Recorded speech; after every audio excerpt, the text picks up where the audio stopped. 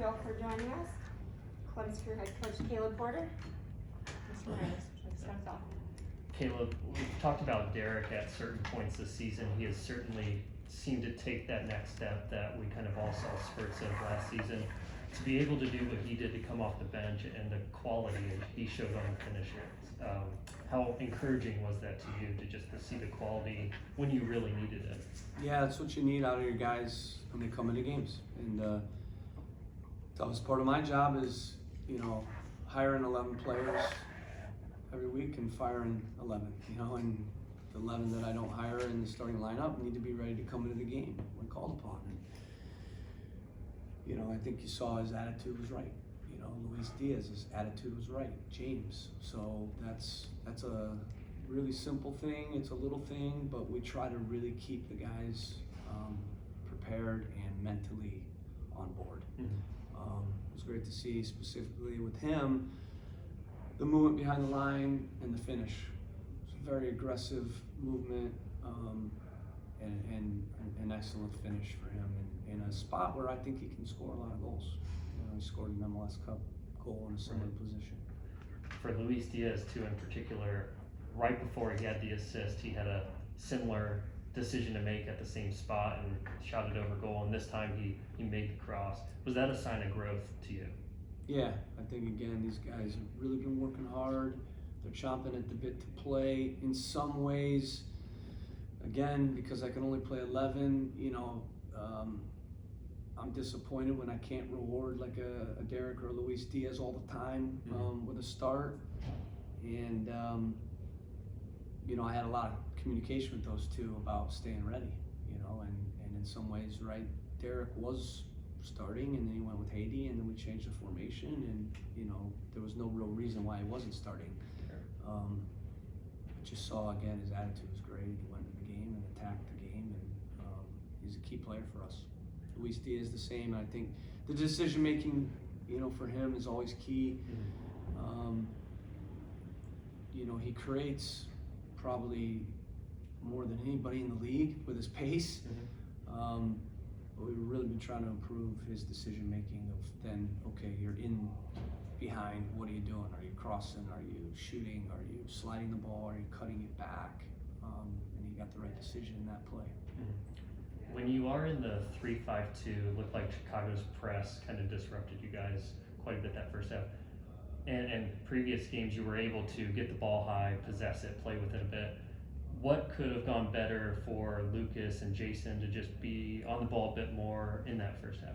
Yeah, we needed to find Jason more, because they were pushing their front three on our back three, especially when the ball was rotated out to our left central defender, Jaleo, and then they were releasing their outside back really tight to Pedro, and then squeezing the ball side center back on Lucas and Russell Rose in a 1v1, so we needed to exploit the channel in that 1v1 a bit more. When we did that, several times, there was 2 or 3 times we did that really well, we were able to move up the field and break the press. So obviously, we can do better just finding that 1v1, and playing in behind. Sometimes you want to keep the ball and you look 10 yards, 15 yards when you really need to look 20, 25 yards and, think about, penetrating behind the line versus trying to switch play and play in front of their zones and their lines. And I think there were some times too where we found the right pass, our speed of play wasn't quick enough. I also thought Sean, there were times where he needed to be closer when the ball went to Pedro so that we could, if they took away the forward pass, he's there for the switch low, and then we can find the wing back on the switch through Sean. And I think in rewatching it though, we were okay until the goal.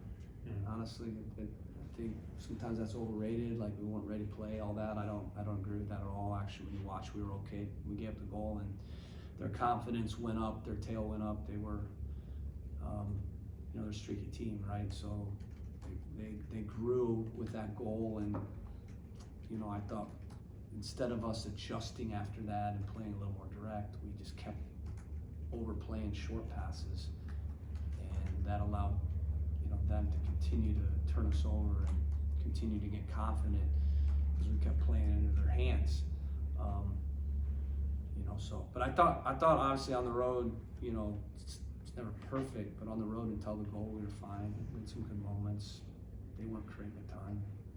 Goals change games, always say that, and I thought that goal on the set piece kind of really perked them up, and you know, we didn't adjust from there until halftime. DC coming off a 7-0 loss against Philly. What's your strategy attacking a team like that? It's an MLS classic trap game. You know, we talked about that today. You know, you look at the Orlando game, they were a completely different team. They scored 5 goals against a very good Orlando team. Obviously, things didn't go their way in the first half versus Philly. Philly was flying, one of the best games I've seen Philly play. Maybe that makes our draw against them look a little better because they're a very good team. So I think it could be a trap game. We're not going to make it a trap game though. We're going to have the right mentality.